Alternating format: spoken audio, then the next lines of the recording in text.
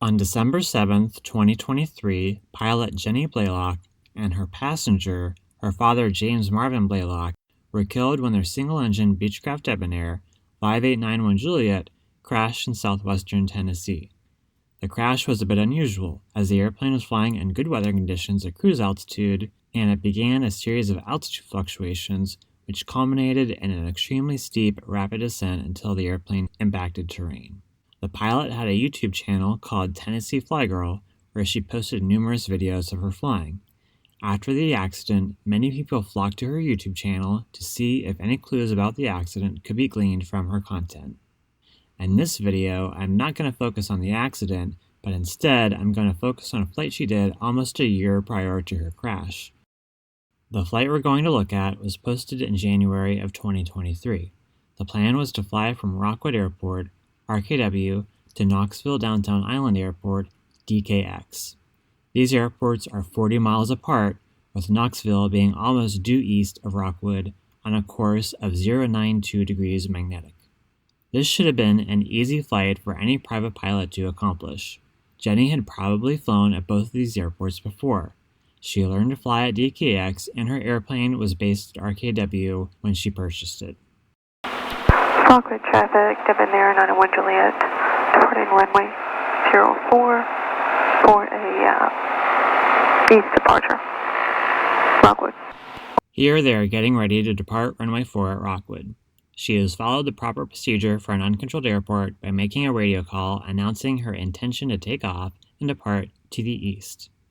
If you look at the angle of the sunlight entering the cockpit, as well as the shadows, you can see that the sun is pretty much directly to the right side of the aircraft. Since they're pointed southeast here, that would indicate that the sun is in the southwest portion of the sky. You can also see the windsock from this angle.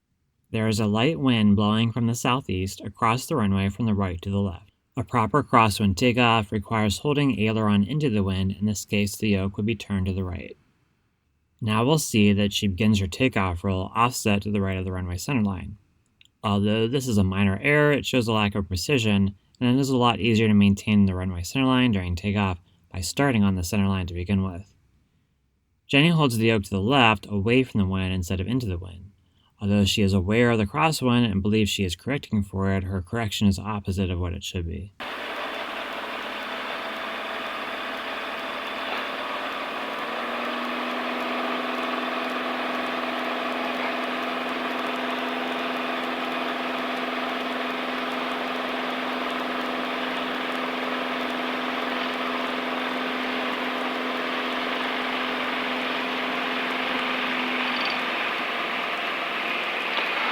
It comes off the ground, it comes off the ground, don't it? Yep, gear up.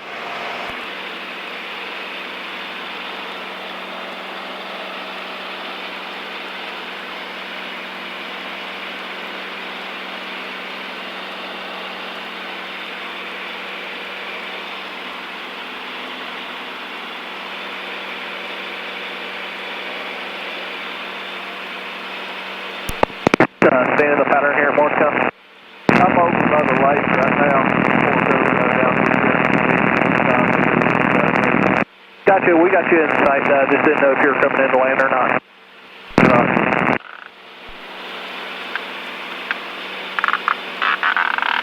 I see a lick. I can watch my airspeed. Turn that heat down, will you? How do you turn it down? So after takeoff, Jenny began a right turn towards the east, but she's turned too far. Here they are heading into the sun, and you can see they are flying parallel to the runway they took off from out the aircraft's right side window. They're now headed southwest. Meanwhile, she asks her father to turn the heat down, and he responds, "How do you turn it down?" Now, usually the last thing a pilot would want is for a passenger to start playing around with knobs and levers when they don't know what they're doing. Either she should have done this herself, or given him a briefing on how to adjust these kinds of things before takeoff as part of her passenger briefing. After flying southwest for a short period, she realizes she needs to turn back to the left. Going the wrong way. Doing the scenic tour. I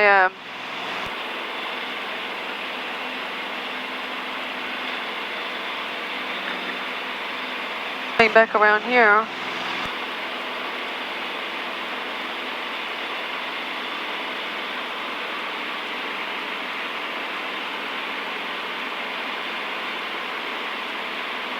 Alright, then I'm going to do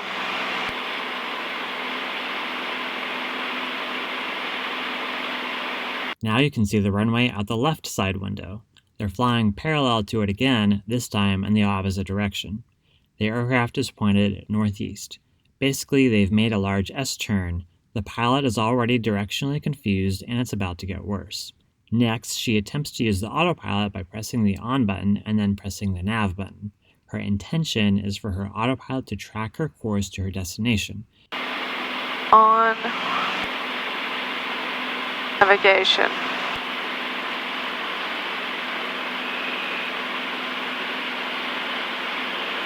See where it takes us.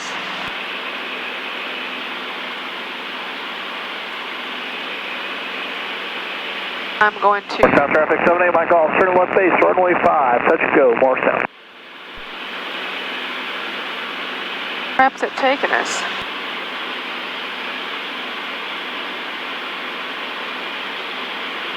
So after turning the autopilot on, it begins a prolonged right turn. Jenny realizes that the autopilot is not doing what she wants. Just prior to this frame, you can see her right arm reach for the instrument panel in order to hit the off button, at which point the yoke wiggles as the autopilot servos disengage. This is easy to miss, so we'll watch it again.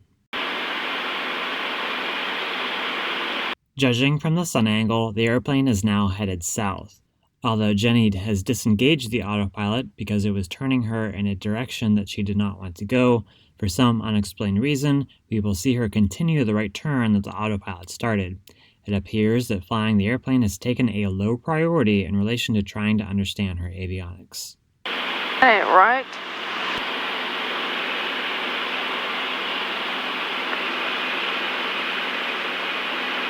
Shoot. South traffic 78, my call, turn final, runway 5, more south, touch go. You're heading back in the right direction, because here's 40 right under us.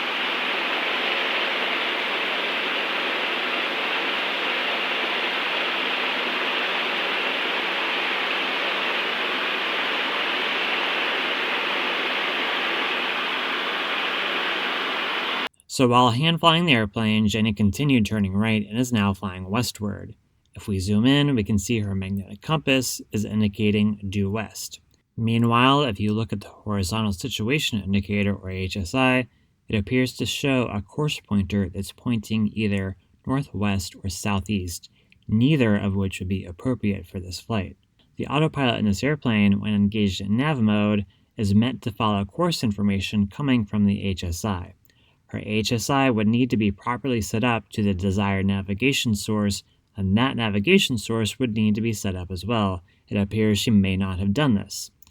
If the autopilot is not receiving a valid navigation signal when the pilot presses the nav button, the nav light will flash and the autopilot will remain in heading mode. In heading mode, the autopilot will simply fly whatever heading the pilot has selected on the HSI. Unfortunately, we can't tell from the video if the autopilot ever engaged nav mode because she does not show the instrument panel while the autopilot is on, and we also can't see what heading she has selected with the heading bug, so we don't know exactly what the autopilot was trying to do, but in any event, even though the autopilot is now off, there's a real mess unfolding as she is now headed in the complete opposite direction from where she's supposed to be going.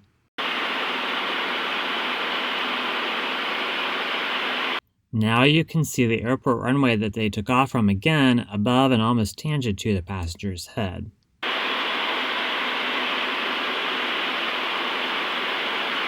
Wouldn't DKX be this way or that way? This way, this way. Well, it's got us going in the wrong direction. It's hard to believe what's happening here. She's still within sight of the airport she departed from, and we heard her say that she's going to fly east after takeoff.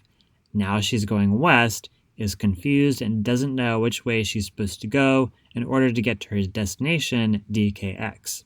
She resorts to asking her passenger for help, and he is just as lost as she is. He points to the southwest because he sees Interstate 40 going that way, not realizing that in order to get to Knoxville, they would need to follow the interstate in the opposite direction.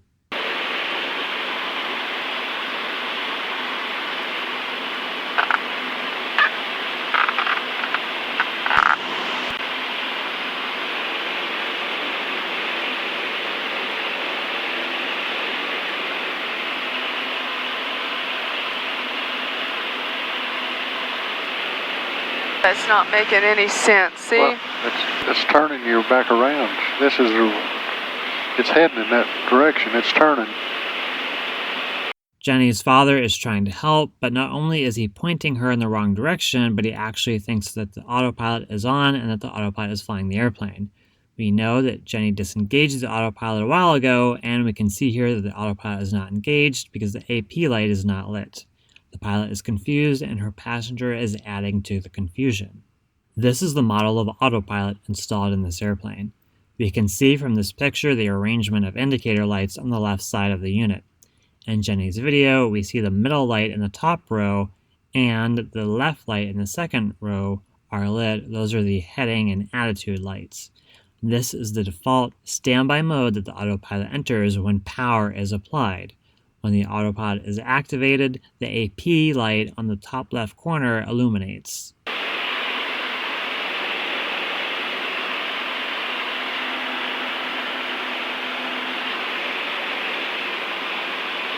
Tell me I need to go that way. And that didn't make any sense. No, that's wrong because, like I say, the interstate's right under us. This way.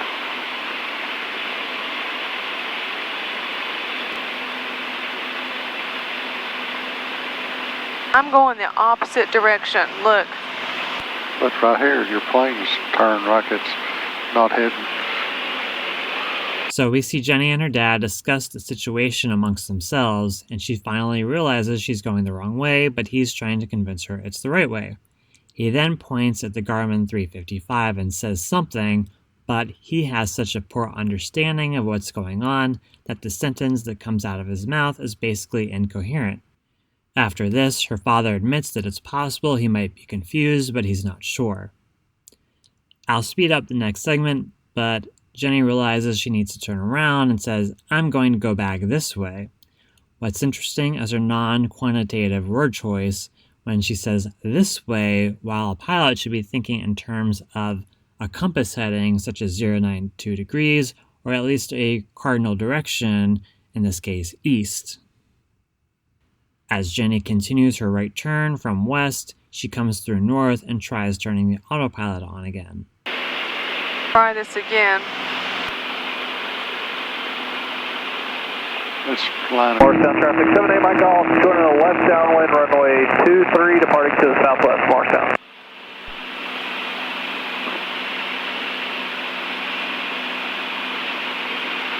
Upper traffic.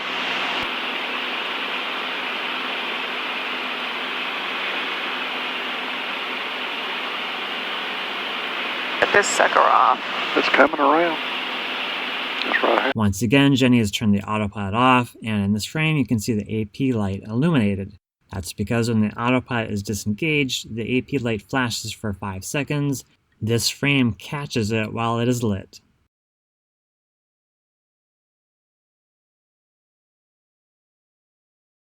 Next, the pilot continues turning right before pausing on a northerly heading. After flying north for a short time, she gradually turns east, and for the first time during this flight since takeoff, they are finally heading in the correct direction towards Knoxville.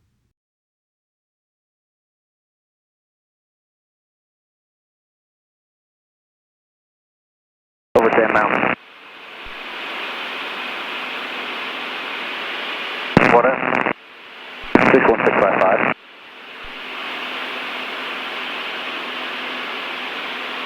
Gonna go shoot some approaches at Marietta.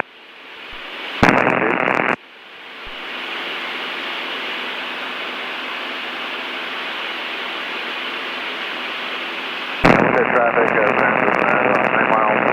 She spends a period of time playing around with the Garmin 355, during which she turns about 20 degrees to the right without realizing it. She then begins an earnest right turn for an unknown reason. She seems to be turning in random directions with no rhyme or reason and no thought process behind these turns. While on a southerly heading, she briefly stops her turn, realizing she's confused. She starts to turn to the left, which would be the correct way to go, but then she goes right again. She states, "I cannot get back on track." She continues turning right while fiddling with the Garmin 430, apparently in an attempt to turn the volume down as she's grown irritated by the radio static, but she accidentally turns it off. She continues the right turn through southwest and ends up facing west yet again.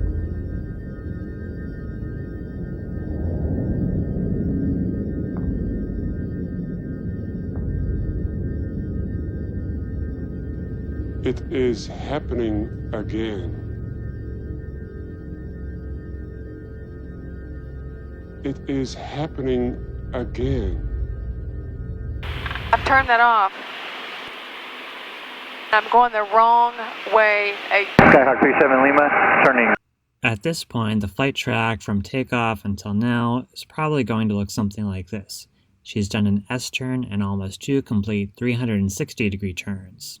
Off the northeast, inbound VOR 21, Livingston.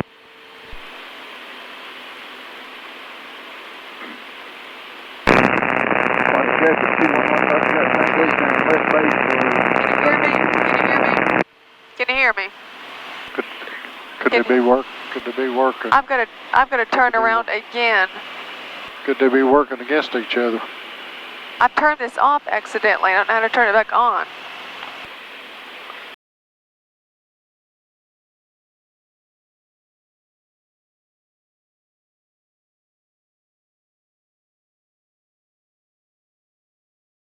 Jenny turns east and the airplane finally begins to make sustained progress along their desired course towards their destination. Meanwhile, she continues to struggle to figure out how to turn the Garmin 430 back on. She's probably better off forgetting about it at this point, as her remaining radio and GPS are more than enough to complete this flight, and the 430 is only distracting her from the duties she should be performing as a pilot. Where's your circuit breakers? They're down there. Very bottom. It would not seem to be appropriate for an unqualified, non-pilot passenger to try to fix an airplane in flight by fooling around the circuit breakers. Fortunately, he couldn't see the breakers and gave up. Now we'll jump forward a few minutes to where Jenny asks her dad for help with something else. Look on my phone and see if you could see traffic on that. You know how to open up TNflygirl. No, I don't know nothing about this thing.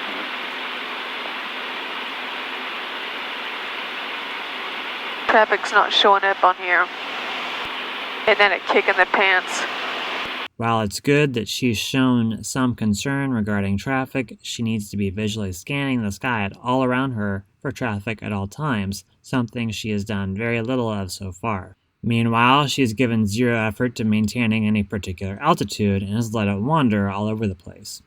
Right now, she is level at 4,800 feet, and she maintains that altitude for a while, but that is not a legal VFR cruising altitude. In addition, she has given no effort to managing her engine. Her manifold pressure is pulled way back to a slow cruise setting of 19 inches, while her propeller RPM remains at redline at 2,600 RPM. Beechcraft recommends no more than 2,450 RPM in cruise. You can also see the fuel flow indicating 16.8 gallons per hour. For this power setting, that is an excessive fuel flow, indicating that she has not touched the mixture control either. Hey guys, I laughed so hard over seeing myself accidentally turn off the 430 and not knowing how to turn it back on. I've never had that happen before. I didn't even know, obviously, how to turn it back on. I've never turned it off. So, anyway, I have died laughing at myself over that and my reaction to it. It's surprising that she thinks that turning the Garmin 430 off by mistake is funny. While I guess it's good that she can laugh at herself, the level of distraction this caused was dangerous. And in the voiceover commentary, she does not address the fact that she was lost for the first 20 minutes of the flight. This short, 40-mile flight from Rockwood to Knoxville should have been a simple, easy task for any private pilot. The only equipment she would have needed was a map and a compass. She had those things, as well as several other tools, including several GPSs installed in the airplane, as well as her iPad. Even with these resources, she spent a shocking amount of time wandering around the sky, turning in random directions, and not knowing where she was or where she was supposed to go. She asked her non-pilot father for help, but he did more harm than good. Jenny failed to think ahead, divide her attention between flying the airplane and other tasks, and exhibited poor positional and situational awareness. She neglected altitude, heading, engine management, and visual scanning for traffic. In summary, she failed to perform her basic duties as a pilot, which are to aviate, navigate, and communicate in that order. Despite this flight occurring almost a year ago, she continued to display the same flaws in her flying in more recent videos. While the NTSB is currently investigating the accident that occurred on December 7th, videos like this one indicate that the pilot had a propensity to become confused and distracted, while her father had a tendency to try to help only to give bad advice and confuse her more. It's tragic that these two people lost their lives, but hopefully something can be learned. Pilots should strive to fly not only safely but proficiently. It is important to prioritize tasks appropriately when faced with distractions and to thoroughly understand their aircraft and its installed equipment.